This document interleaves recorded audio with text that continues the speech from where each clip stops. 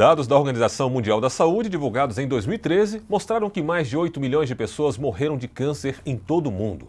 Segundo o Instituto Nacional do Câncer, no Brasil foram quase 200 mil mortes pela doença. No dia 8 de abril foi o Dia Mundial de Combate ao Câncer. Aproveitamos a data para reunir o médico mastologista Luiz Henrique Moraes e o vereador Luiz Flávio, que também é advogado, para falar do câncer de mama e dos direitos que as mulheres brasileiras têm. Vamos conversar então um pouquinho. Sejam muito bem-vindos aqui, doutor Luiz Henrique Moraes. Prazer recebê-lo aqui. Prazer é todo meu. E também o vereador e também advogado Luiz Flávio. Prazer recebê-lo aqui. Prazer é todo meu. Bom, vamos começar falando um pouquinho, sobre a questão do câncer de mama. A gente deu uns dados aqui com relação ao câncer de uma forma geral, mas o câncer de mama ainda, doutor, é o que mais mata e o que acomete aqui no Brasil? Sim, entre as mulheres, hoje o câncer de mama é o número 1 no ranking, né? A gente tem uma estimativa para o ano de 2017, aproximadamente 60 mil mulheres vão ser atingidas pelo câncer de mama e aproximadamente mais de 10 mil mulheres devem morrer, infelizmente, devido a essa doença no nosso país. Agora, eu sei que é uma preocupação também levantada pelo vereador Luiz Flávio, que inclusive tem uma indicação ao prefeito da cidade com relação a esse trabalho de prevenção, que já vamos falar novamente aqui com o doutor, mas qual que é a sua indicação, a sua preocupação com esses dados até divulgados pelo próprio INCA? Olha, a minha indicação que eu fiz ao prefeito é para que a gente pudesse zerar a fila de espera nos exames de mamografia, porque foi com esse objetivo. O câncer, quanto mais diagnosticado cedo, precoce, maior é a chance de cura. Segundo o Instituto Nacional de Câncer, 90%, beira os 90% a chance de cura em caso de haver o diagnóstico precoce, para que a gente possa tratar essa doença de maneira adequada. Agora, doutor, com relação à prevenção, todos nós, a gente sabe que é bem divulgado pela mídia de uma forma geral, também pela organização dos próprios médicos a nível Brasil e mundo, que é preciso realmente o trabalho de prevenção. Agora, o exame ele ainda continua sendo algo muito custoso, ou seja, tanto para aqueles que pagam, a rede particular e, no caso do SUS, como é que está essa relação com relação ao exame que realmente provém aí o diagnóstico em seguida? Eu acho que assim, o exame, como o vereador falou, a mamografia, ela é um exame que não é barato. Se a gente comparar um exame de prevenção do colo do útero, que é o Papa Nicolau, que é um exame extremamente fácil de ser realizado e muito barato, a mamografia realmente ela é um pouco mais dispendiosa. O que você tem que levar em consideração é assim, o quanto que a mamografia tem o poder, então, o custo dela tem o poder de você prevenir e salvar a vida. E aí a gente entra numa discussão, qual é o valor de uma vida? Se realmente um valor de uma mamografia hoje, que deva ser em torno de uns 80, 100 reais, eu acredito, se isso realmente vale a pena. A gente sabe que muitas mulheres, a partir dos 50 anos, aumenta a incidência do câncer de mama. A faixa etária dos 50 ou 60 anos é a faixa etária onde a gente vai ter o maior número de câncer de mama. Então, é nessa faixa etária que a gente tem que investir a mamografia. E a mamografia, ela realmente, todos os estudos comprovam que ela diminui a mortalidade por câncer de mama em mais de 30%. Então, quando você faz a prevenção, você utiliza a mamografia, o exame clínico do médico, ou às vezes você precisa até de algum outro exame auxiliar, você consegue ter uma detecção precoce, você aumenta a chance de cura e o custo desse tratamento ele é muito menor. Então, investir em prevenção, você tem dois ganhos. Primeiro, em primeiríssimo lugar, você aumenta a chance de cura. Esse é um ganho principal. E o segundo é você ter realmente um menor custo no tratamento. Aí eu já pergunto aqui ao vereador Luiz Flávio, que também é advogado, com relação a nível de conhecimento, de direito que as mulheres têm com relação a este exame. Como é que está na rede pública de saúde? Como é que você vê como que a mulher pode realmente reivindicar seus direitos com relação a isso, aquela que não tem condições, por exemplo, de pagar? A rede pública hoje tem oferecido isso de forma bem clara, bem ampla, para todos aqueles que necessitam realizar este exame? É importante frisar que a saúde é um direito constitucional, assegurado a todos os brasileiros. Essa incumbência da Constituição foi agora, com a lei do SUS, passado para os 3 níveis de governo. O nível federal, estadual e municipal tem responsabilidades na área da saúde. O que a gente tem hoje, que as mulheres podem também recorrer, no que diz respeito à defesa dos seus direitos, é a Defensoria Pública, né? É claro que a gente quer que o poder público se organize e as pessoas não precisem judicializar o pedido de um exame. Mas a mulher, ao detectar um nódulo, e se esse nódulo gerar uma suspeita de que ele pode ou não ser maligno, ele precisa ser levado para exame de mamografia para que o médico possa fazer um diagnóstico mais exato. Porque o simples toque, como o Dr. Luiz Henrique nos ensina, não é o suficiente para saber se é ou não câncer. Eu indico para as mulheres que, caso não consigam ter acesso a esse exame no prazo de até 60 dias, que procure a Defensoria Pública. A Defensoria Pública é uma instituição mantida pelo governo do Estado para fazer valer o direito das pessoas que não têm condição de arcar com os custos de um advogado. Portanto, eu dou esse conselho. Se as mulheres encontrarem dificuldade para realizar um simples exame de mamografia, precisam recorrer à Defensoria Pública para que esse direito seja efetivado. Eu costumo sempre dizer que o direito só faz diferença na vida das pessoas quando ele muda a situação. Não basta estar nos códigos. E para isso eu quero chamar a atenção aqui, para essa lei que inclusive eu trouxe, que é a 12.732 de 2012. Essa lei, ela estabelece, é uma inovação, ela estabelece o prazo de 60 dias para que a pessoa inicie o tratamento. Uma vez diagnosticado o câncer, o poder público é obrigado, no prazo de 60 dias, iniciar esse tratamento. Ora, se não inicia nesse prazo, aí sim as pessoas podem recorrer à justiça para que seja submetido a um tratamento eficaz e adequado para salvar a sua vida, porque a demora pode custar a vida da pessoa.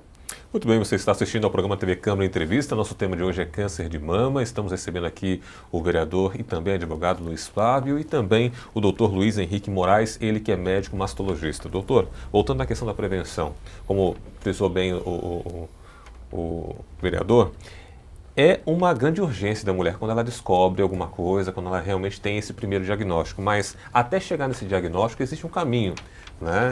Com relação aos exames preventivos, o que é preciso a mulher estar atenta, né, com relação à prevenção? Porque quando se fala em prevenção, muito se joga realmente só naquele exame anual, né, ou então após a idade que é estabelecida pelo Conselho Mundial da Saúde, a Organização Mundial da Saúde, com relação ao exame que é feito. E aí já entra na questão das idades que é colocado, tanto pela organização médica quanto com relação à saúde. Mas qual é a prevenção? De que forma deve ser realmente realizada a prevenção para que ela realmente seja efetiva?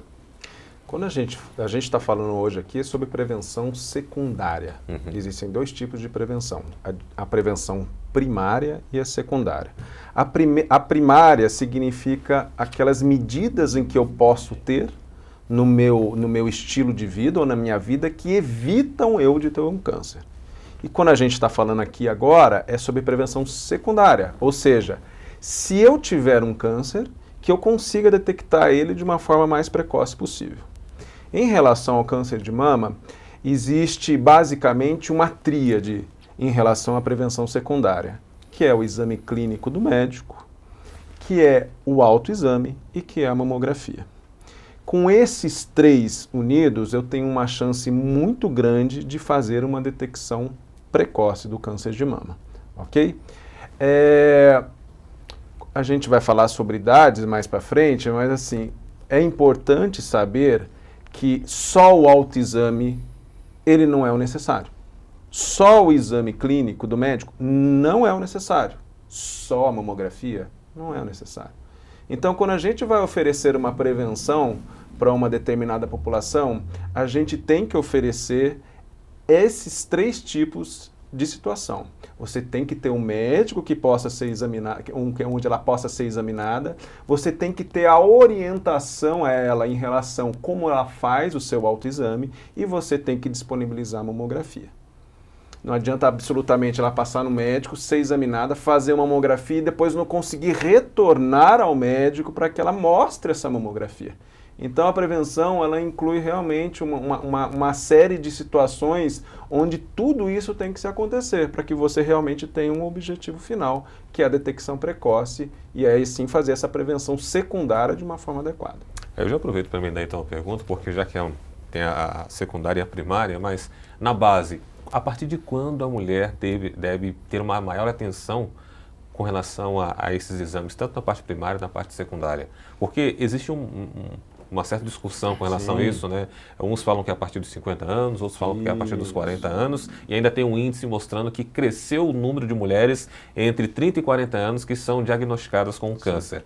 Na sua visão e naquilo que a medicina realmente está proporcionando dentro dos estudos, qual deve ser, de fato, a idade correta para que uma atenção, ou quais os fatores, né, para que realmente possa ser detectado? Olha, a Sociedade Brasileira de Mastologia e o Colégio Brasileiro de Radiologia, eles preconizam para que se comece a prevenção, a utilização da mamografia a partir dos 40 anos e de uma forma anual.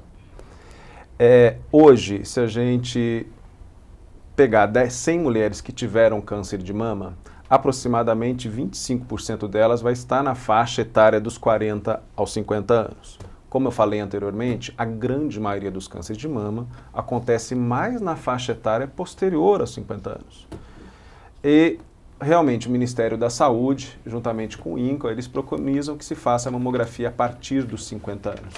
E essa realmente é uma discussão muito antiga, mas, ao mesmo tempo, o SUS ele teve também uma lei onde ele coloca que toda mulher a partir dos 40 anos tem o direito ao acesso à mamografia. Então, ao mesmo tempo que ele preconiza os 50 anos, mas ele também favorece a paciente dos 40 aos 50 anos. Como eu falei para você, 40 anos de idade... a taxa do câncer de mama, como você colocou, de estar aumentando, realmente está aumentando e é no mundo inteiro, não é só no Brasil, dá uma falsa impressão de que a faixa etária mais jovem está aumentando. Mas os estudos atuais estão comprovando que não. A proporção continua igual. E eu vejo duas conotações. Entre 40 e 50 anos você vai ver realmente um número maiores de mulheres, mas pelo fato de aumentar como um todo. E também a gente sabe que muitas vezes você diagnosticar o câncer de mama numa idade jovem parece que traz uma repercussão um pouco social, né? Um pouco diferente, porque o impacto nisso realmente é maior. Você às vezes fica imaginando de que câncer realmente é um tipo de uma doença ligado mais às pessoas idosas, né? E quando você vê uma mulher de 30, 35 anos com câncer de mama, você não acredita muito naquilo, que aquilo possa estar acontecendo, e aí dá essa repercussão de que ele possa estar aumentando. Não está aumentando, está aumentando em todas as faixas etárias. Né? Em 2010, aproximadamente, nós tínhamos uma taxa de 40 mil novos casos por ano. Hoje, nós estamos em 60 mil em 2017. Então, vem aumentando o câncer de mama no mundo inteiro. Basta a gente tomar, então, as nossas medidas em relação a isso. Que hoje, como a gente está colocando aqui, ainda a prevenção é a melhor forma da gente combater isso. Muito bem. Agora, pergunta para o senhor vereador, que também é advogado, ajudando a gente nesse tema também. Como o doutor disse aqui, a partir dos 40 anos existe uma lei, né, que permite que a mulher pode, por exemplo, estar realizando este exame. Pergunto, entre existir uma lei e o acesso, quando se fala de saúde, realmente é uma preocupação por conta de que a lei existe, mas para que realmente ela tenha acesso aos seus direitos é um pouquinho complicado por conta da grande demanda, porque sabemos que no país inteiro a saúde é o mais delicado setor, digamos, público. Como é que o senhor avalia, principalmente aqui na nossa região e a nível Brasil também, essa questão entre direito e entre o que de fato está sendo realizado? Olha, como eu havia colocado, né, o direito não basta existir nos códigos, é preciso que ele desça dos códigos e seja aplicado aos casos concretos para que as pessoas tenham a satisfação do seu direito. Eu vejo que a Defensoria Pública, ela presta um grande trabalho, não só no nosso estado, mas em outros estados da federação. Portanto, eu acho que a gente caminha para evoluir. Na medida em que você cria uma lei estabelecendo prazos, os procedimentos a serem observados pelo poder público, já é um grande avanço, porque o advogado, quando recorre ao Poder Judiciário, ele precisa ter um embasamento legal. O embasamento legal que a Defensoria Pública e que os advogados fazem é com base nas leis que são criadas. Então, esse não podemos negar que é um avanço, em se tratando de legislação. A Constituição ela é bastante genérica quanto ao direito da saúde, mas quando as leis infraconstitucionais, ou seja, as leis que estão abaixo da Constituição, estabelecem obrigação do poder público, cria-se aí uma legislação que o advogado e os defensores públicos e até o próprio Ministério Público poderão se basear para fazer os pedidos na justiça e obrigar o poder público a cumprir lei. Eu digo sempre para as pessoas, o Brasil não tem problema de lei. O que o Brasil tem é problema em cumprir a lei. Se exige uma lei que estabelece que o prazo para o início do tratamento é 60 dias, é assim que tem que ser. E aí, se a gente não tem a cultura de obedecer à lei, é necessário recorrer ao judiciário para que essa lei seja respeitada. Portanto, eu vejo que esse é um avanço. E é importante esse bate-papo entre a área do direito e a medicina para que a gente possa juntos construir mais legislações que vão ao encontro das necessidades, sobretudo dos pacientes com câncer. Eu quero aqui dizer também que muitas vezes o câncer traz sequelas, né? Sequelas e a pessoa precisa aposentar por invalidez junto ao INSS.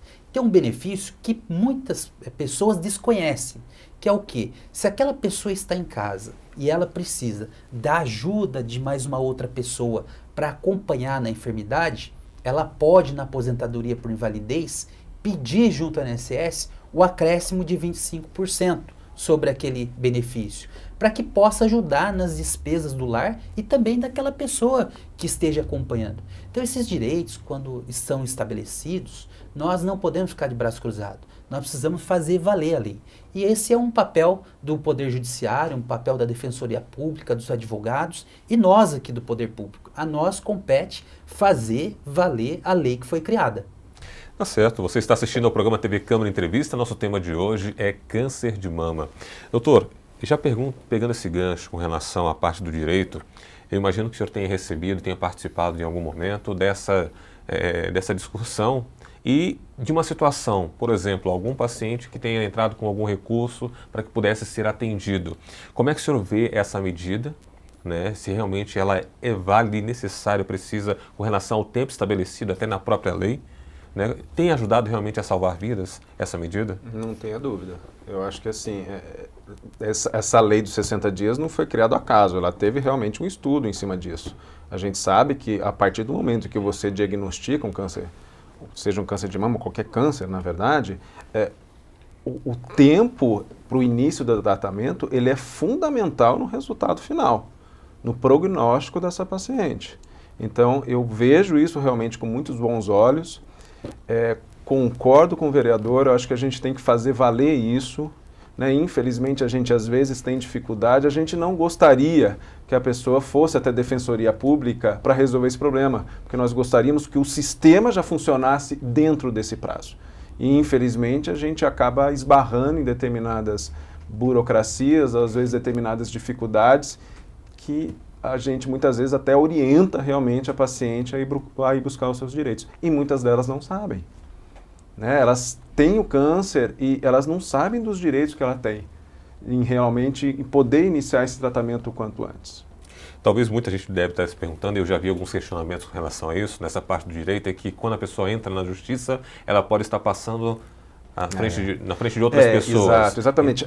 Eu, por exemplo, a gente estimula isso, mas ao mesmo tempo, essa pessoa que ganhou esse direito, né, judicialmente de realizar essa cirurgia, ela acabou passando na frente de alguma pessoa que não entrou. Então, se o sistema funcionasse dentro de 60 dias, isso não seria necessário. Né? Então, eu vejo nesse sentido. E câncer de mama e qualquer câncer, ele não pode esperar. Então, acho que é fundamental realmente que a gente leve essa informação para a paciente, de que ela tem esse direito, porém também a gente tem a nossa obrigação de, junto aos órgãos públicos, de exigir que simplesmente seja cumprido sem a necessidade da paciente ir atrás desse direito. Ou seja, basta uma questão de conhecimento, né, vereador? Com relação àqueles que procuram a justiça, é a pessoa que está mais informada, que vai mais a fundo e por isso é considerado por muitos, está passando à frente porque conseguiu um argumento jurídico para estar fazendo. Mas não, mas como bem disse o doutor aqui, realmente é necessário. A rapidez, né, no diagnóstico e tratamento ela realmente atende o que a justiça coloca, né? Não, sem dúvida, você coloca um tema bastante interessante, que é a judicialização da saúde que nós vemos no Brasil. Agora, como bem frisou o Dr. Luiz Henrique, né, se existe alguém que vai procurar a justiça para fazer valer o direito ao tratamento, é porque a rede pública não conseguiu organizar esse tratamento com o fim de inibir que essa pessoa procure o Poder Judiciário. Agora, nós temos outros remédios também jurídicos que vão de encontro a você estabelecer uma igualdade entre os pacientes. Por exemplo, a Defensoria Pública pode ajuizar ação civil pública, não de apenas casos individuais, mas verificou que existem lá 18 pessoas que estão em estado de emergência, urgência e que precisam ser operados o mais rápido possível, a Defensoria Pública pode também ajuizar essa ação coletivamente, para que a gente não fira um direito individual. Então, no direito, nós temos vários mecanismos que podem ajudar a estabelecer um plano de igualdade isonômico no tratamento dos pacientes. Mas eu tenho falado muito que se os pacientes precisam recorrer ao tribunal, é porque está desorganizada a questão do tratamento na rede pública de saúde. E aí eu vou mais além. Tem pessoas que são diagnosticadas com câncer e que possuem acima de 60 anos de idade. Então essa pessoa, evidentemente, precisa ter um certo cuidado, né? Porque já ultrapassou 60 anos. O Estatuto do Idoso ele é muito claro quanto a isso, de dar preferência às pessoas que têm acima dessa idade. Portanto, eu não vejo que conflita a questão judicial com a fila de espera. O que eu vejo é que nós precisamos usar o melhor mecanismo jurídico para assegurar a igualdade entre aqueles que esperam na fila, porque nós não podemos deixar muito tempo sob o risco de muitas e muitas pessoas perderem a vida. E quantos já perderam a vida, Dr. Luiz Henrique? Por falta de uma assistência à saúde adequada e eficaz, conforme preconiza a Constituição Federal. Muito bem, vamos fazer uma pequena pausa aqui no programa e voltamos já já com mais TV Câmara Entrevista. Continue com a gente.